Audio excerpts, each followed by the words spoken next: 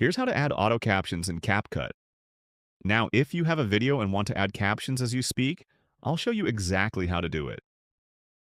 First, hit the subscribe button down below. It really helps me out. Thanks, guys.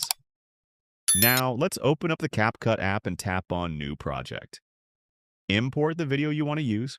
To add auto captions, make sure the video is not selected. Then tap on Text at the bottom left.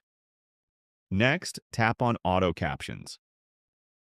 Keep in mind that there's a free option with limited uses and a paid version.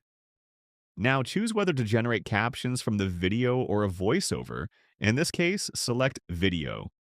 Set the spoken language, English for example, and browse through different caption templates. Once you find a template you like, tap Generate and CapCut will automatically create captions for your video. If any caption is incorrect, simply tap on it to edit the text. You can also reposition captions anywhere on the screen by dragging them with your finger. When you're happy with the captions, hit Export and you're all set.